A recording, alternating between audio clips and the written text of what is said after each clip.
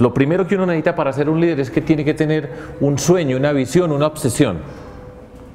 Cuando uno tiene la claridad de esa mirada hacia dónde quiere ir, qué es lo que quiere hacer y tiene su sueño, inmediatamente eso se convierte, cuando usted actúa, en convicción. Y cuando usted tiene convicción y le mezcla pasión, eso se transmite.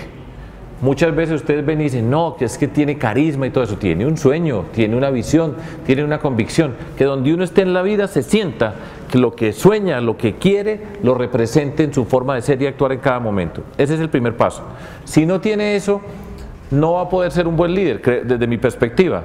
Eso no quiere decir que no sea inteligente, brillante, muchas condiciones, pero para liderar uno tiene que tener una pasión, un sueño, un objetivo, una misión, y lo tiene que transmitir, y eso es pasión. Después, uno tiene que entender muy bien, tiene que entender los problemas, y por eso yo en este mundo de lo público valoro enormemente estudiar. O sea, es con rigor académico que hay que entender los problemas, comprender las situaciones, no es simplemente una acción repentista, una frase inteligente, hábil, sino tiene que tener unas bases sólidas de conocimiento del problema. Y después, si yo sé dónde estoy parado, entiendo dónde estoy parado, tengo ese sueño, esa pasión, esa convicción, entonces tengo que diseñar el camino para llegar allá. Y diseñar un camino es un proceso fundamental de priorizar y de saber cuáles son los principios y en qué terreno se va a mover uno. Y después tiene que empezar a moverse, todos los días se tiene que mover, paso por paso, paso por paso. Pero además, y esa es la última componente que yo veo dentro de todo este tema, lo tiene que hacer ver. Eso no es tan sencillo. Habitualmente en el mundo de lo público uno dice, es que nosotros hacemos muchas cosas pero no las cuentan o no sé qué cosas. Muchas veces, muchas de las cosas que pasan en lo público terminan diciendo es un problema de comunicaciones. Y yo creo que es un problema que recoge todas estas componentes, pero uno tiene que hacerle ver cada paso que da para que se vea el movimiento. Ese para mí es el poder del liderazgo. Ahora va a haber un viraje hacia el tema de la paz, y el tema de la paz puede enterrar todo lo que se haga en Colombia. Usted puede poner a hablar a este país todos los días de la paz desde acá hasta N años después. ¿Y qué va a pasar con la ejecución del territorio? ¿Qué va a pasar con los programas de vivienda? ¿Qué va a pasar con el sector rural, la agricultura, las hortalizas, las exportaciones, todo eso? Eso puede quedar sepultado. Ese sería un error muy grande del presidente. Coger todo el país solamente a hablar de paz e ignorar lo que pasa en nuestros territorios. Porque además la paz tiene que pasar por los territorios. La paz no se firma en el Capitolio, aquí en Bogotá. La paz se tiene que construir y va por todo el país. En Antioquia en particular es un capítulo bien importante. Ya quisiera yo que no hubiera que hablar de paz en Antioquia porque no tuviéramos violencia, pero allá la hemos visto y dura. Pero Lucho pues es un ser humano que tiene una cantidad de condiciones valiosas. Yo no sé cómo entra a trabajar, cuáles son los compromisos del Partido Verde, ni idea. A mí nunca me preguntan, nunca. Pues yo sí le he dicho a él personalmente en alguna reunión que para mí la primera locomotora que tendría que tener este país es la educación. Eso, pues, el esfuerzo, hablo en términos personales, pero de lo que nosotros hemos construido es la educación, es el eje de la transformación social. Tendría que ser la primera locomotora lejos. Yo no sé si haya ya tiempo para que el presidente cambie el lenguaje de sus locomotoras, porque si ustedes me corrigen, de acuerdo a la definición del presidente, la primera locomotora es la minería.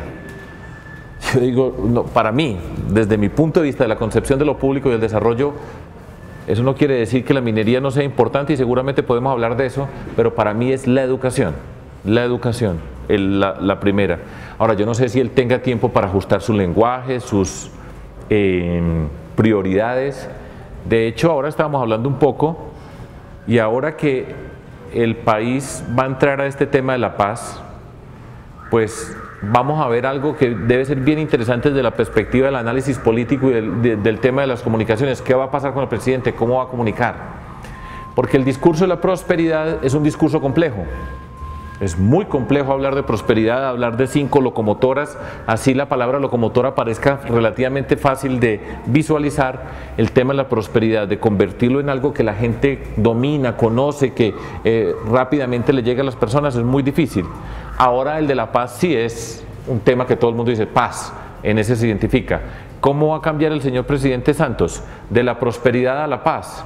del tema de las desigualdades sociales, de las frases que él ha utilizado para describir su papel en la sociedad, ahora tiene un reto. Y pónganle atención, pues ustedes estarán analizando cuál es el cambio desde el punto de vista de las comunicaciones, de los problemas, de los temas. Ya se queda a un lado, se quedan a un lado las locomotoras y ahora se empieza a ver el país desde otra perspectiva. Eso va a ser interesante. Pues las 100.000, pues se quedan cortiquiticas, o sea, 100.000 no le hace nada, entre comillas, pero es un programa, yo creo que es importante.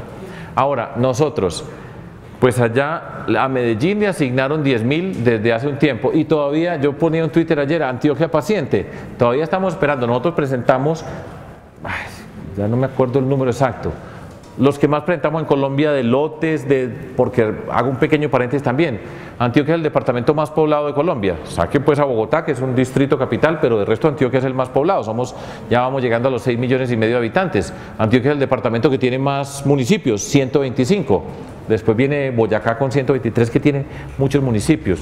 Entonces nosotros los presentamos.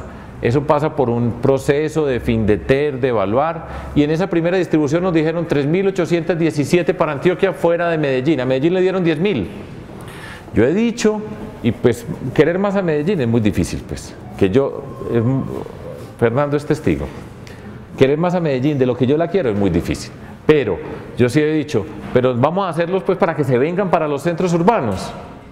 Esa es una de las preguntas que nos tenemos que hacer, ¿dónde están los más pobres de los pobres? Que es una expresión que se ha utilizado. Entonces hay que mirar muy bien dónde están ubicados. Pero bueno, a mí me encanta que le vaya bien a Medellín y que se den las viviendas. Ya hay muchas avanzadas y seguramente saldrán pronto y quedará muy bien. Pero a nosotros 3.800. Estamos esperando que terminen. Antioquia va de último. Seguimos esperando. Ya nosotros presentamos todo, pero el FINDETER tiene que hacer la evaluación, mirar los predios. Es más complejo en Antioquia porque pues, es más disperso, yo entiendo. Paciencia. Nosotros ya estamos muy urbanizados, cerca del 80% de nuestro país tiende hacia, poco menos del 80% ya vive en centros urbanos y el 20% es sector rural, pero nosotros necesitamos hacer una intervención en el sector rural muy importante y si vamos a hablar de paz en Colombia, ese tema va a ser muy importante porque es que las FARC no están aquí en Bogotá, no están en el Andino. Las FARC están en el sector rural y eso nos va a poner a pensar, que yo creo que va a ser bien positivo, pero el sector rural dentro de todo este esquema va a tener una condición bien diferente. Entonces tenemos que construir unas alternativas en el campo, en una clase media rural y por eso entran innovación y emprendimiento de otra forma de acercarse al territorio. Pero es muy importante la vivienda en el sector rural. Aprovecho la oportunidad para decir, ojo, que ese programa es muy importante, como también, porque tú me preguntaste por diferentes programas, entonces arranqué desde el extremo, eso lo hacemos con Finagro, se está haciendo un esfuerzo, pero no ha tenido visibilidad, pero es muy importante. La legalización, la formalización de la tenencia de la vivienda. Eso es un proceso que cuesta poco comparado con hacer una casa, pero el impacto social no es importantísimo. Ustedes entienden muy bien. Cuando se le entrega a una familia en Remedios Antioquia, este es el título de su vivienda, la hace sujeto de un montón de posibilidades en el tema financiero, puede tener un préstamo para que sus hijos estudien contra su casa, pero si no tiene título no existe en muchos aspectos. El plan lo que nosotros proponemos es un modelo de desarrollo para Antioquia y sintetizando al máximo es, Antioquia, cuando nosotros vamos por el terreno de la legalidad y le apostamos al talento, llegamos tan lejos como nos propongamos. Eso se llama Antioquia la más educada. En el terreno de la legalidad, apostándole al talento y la riqueza que tenemos, llegamos lejísimos. Todo eso para decir, desde la perspectiva de lo que nosotros estamos proponiendo un modelo de desarrollo para el departamento de Antioquia que no tenía un modelo, en el sentido de un modelo de desarrollo. Y la frase es esta: Antioquia, la región líder de América Latina en innovación y emprendimiento. Es hacia allá vamos nosotros. Antioquia, región líder en América Latina en innovación y emprendimiento. Esa es nuestra apuesta. Eso significa, por ejemplo, que Medellín es la capital latinoamericana de la innovación y el emprendimiento. Fíjense que esto tiene sentido para nosotros y hay que entender muy bien Medellín, el área metropolitana y el resto de Antioquia. Pues el reto que nosotros tenemos ahora es, salimos de Colombia a América Latina y pasamos de industrial, recuperando por supuesto, manteniendo la fortaleza de la industria, a la capital de América Latina de la innovación y emprendimiento, y Antioquia tiene que ser la región. Un poquito también de explicación, saliendo de Medellín y el área metropolitana, fundamentalmente Antioquia es rural. Antioquia tiene varias regiones, dos extremos, Urabá, que es algo que nosotros tenemos en nuestro modelo de desarrollo y es la apuesta por el desarrollo de Urabá. Es que Urabá tiene ya más de 500.000 personas, o sea, ya es una zona que tiene, una región que tiene una buena parte conurbada dentro del eje bananero de un montón de gente, con unas condiciones especiales, donde está el mar. Y las autopistas de la prosperidad o de la montaña van a llegar al mar. Y nosotros entendemos esas autopistas como una nueva intervención sobre el territorio, que es un elemento detonante, y tenemos que pensar el desarrollo de Antioquia sobre lo que pasa con esas autopistas. Entonces la autopista hay un corazón de Antioquia, Medellín, está casi que en el centro geográfico de Antioquia. Y entonces hay una vía que va para Urabá, otra viene hacia el suroccidente colombiano, hacia Cali, otra va hacia el centro del país, por Puerto Berrío para llegar al Magdalena Medio, y otra va hacia el Caribe por Caucasia. Entonces es como una telaraña que se teje ahí. Y nosotros tenemos que mirar cada municipio de Antioquia, cómo se relaciona con esas vías y cómo se encuentra con el mundo. Entonces empezamos a mirar ese territorio y empezamos a descubrir una cantidad de potenciales que se tiene que ir acompañado, por supuesto, de la educación. Si uno mira, esto es lo mismo para toda Colombia, y eso es lo que se dice, si usted mira el suelo en Colombia, el potencial, la vocación del suelo no se compadece con lo que pasa sobre el suelo. Entonces usted vuelve a la ganadería que ocupa tantas hectáreas, pero ahí no debería haber ganadería, sino otro tipo de cosas. En Antioquia tenemos una parte, reforestación. Si nos entregaran el territorio de Antioquia así hoy y nos dijeran cuál es la vocación de Antioquia en todas estas montañas, y una buena parte, reforestación, que va de la mano del agua, que es una gran riqueza del departamento. Entonces hay una parte donde nosotros tenemos que ir con la reforestación, y esa reforestación tenemos que empezar a convertirla en una cadena productiva, empezar a transformarla. Está empezando a llegar la inversión extranjera en el tema reforestación, hay inversionistas chilenos, hay inversionistas de Canadá que quieren llegar porque además tiene unas condiciones extraordinarias de crecimiento. En Antioquia hay 125 municipios, y de esos 125 municipios en 94 se cultiva café. Hay una región en particular que todo es café, el suroeste antioqueño, digo todo pues con excepciones mínimas. Entonces nosotros tenemos el reto de los cafés especiales hoy. De nuevo el reto que nos hemos puesto, yo lo digo y hay gente que me mira diciendo, pero estos antioqueños ¿qué? Pero a mí me gusta desmotivar, provocar para decir, ¿para dónde vamos? Nosotros vamos a ser los mayores productores de café de Colombia y el mejor café del mundo. Ah, ahí están, sí, vamos a darle, vamos a hacer el mejor café del mundo. Los cafés especiales, ustedes saben que son cafés que depende de quién es el caficultor y va por nichos. Entonces tenemos un proyecto de cafés especiales donde hacemos esa cadena productiva del café, damos esa transformación y empezamos a construir un clúster. Hacia final de este año y todos los años hasta el 2015 por lo menos vamos a tener eventos que empiezan a asimilarse a Colombia Moda y a Colombia Tex, donde traemos el mundo a encontrarse con una riqueza que es la riqueza textilera de confecciones, que es un clúster poderoso nuestro desde la perspectiva del área metropolitana. Pues así con el tema de cafés especiales vamos para eso y vamos entonces a incorporar. Por supuesto, trabajamos con la Federación de Cafeteros, con los comités de cafeteros, con los cafeteros, incorporamos ciencia, incorporamos tecnología, el proyecto educativo, toda la formación alrededor del tema del café. Entonces, ¿quiénes son los baristas? ¿Quiénes son los expertos en los diferentes temas? Hasta tener las rondas internacionales para ir trayendo el mundo, y lo pegamos con el turismo. Eso va para otra parte de Antioquia.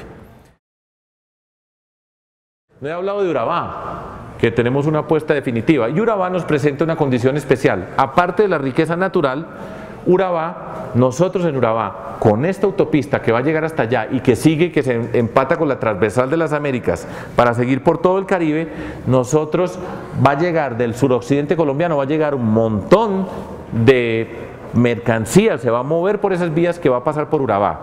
Nosotros allá vamos a tener un puerto. Y en ese puerto tenemos la oportunidad de hacer una zona portuaria industrial. No es simplemente la madera que está aquí al lado o las calizas que están acá al lado, cómo las sacamos, está el banano, pues que ya sale, ya tiene su puerto, sino cómo inducimos un desarrollo industrial portuario. Esto no lo he dicho yo en público, pero en 15 días más o menos, o un poco más, nos vamos para Panamá. Esto queda al lado de Panamá. Vamos a hablar con la gente de Panamá a ver todo el tema portuario y de qué manera se relaciona el puerto de Urabá, que es distinto al de Cartagena, Barranquilla, Santa Marta, cómo nos relacionamos con ese puerto y hacemos un desarrollo industrial en la zona. No es simplemente para sacar los productos, sino cómo podemos hacer un desarrollo industrial ahí. Lo primero, el proyecto, ustedes saben pues toda la historia que hubo alrededor de ISA, la ANI, las discusiones, etcétera. Digamos que esa discusión ya quedó resuelta y se va a estructurar en el esquema de las concesiones. Concesiones de cuarta generación es la que estamos hablando ahora. Listo, esa va a ser. Ahora, mientras que se hace toda esa concesión, mientras que se articula todo ese proyecto, recogiendo los diseños y todo lo que había avanzado ISA, el primer paso es, y eso hace parte de todo el programa, es el mantenimiento y la rehabilitación de las vías donde van las autopistas, en principio, ponerlas 0 kilómetros desde la perspectiva de la rehabilitación. Porque mientras que se van construyendo, pues tiene que tener unas vías para que empiecen a funcionar, tenemos que empezar a generar los flujos sobre esas vías. Entonces, eso le corresponde a Invías. Ahora en octubre ya se inicia en escala masiva todo el proceso de rehabilitación y mantenimiento de todas las que son hoy las autopistas, en particular la vía Urabá, y va a quedar como en solo proceso de rehabilitación y mantenimiento, va a quedar como nunca en la historia estuvo. Esas son licitaciones que ya están listas, que empiezan la construcción. Mientras que se hace todo ese proceso, entonces están estructurando ya las concesiones. La República, el origen de los negocios.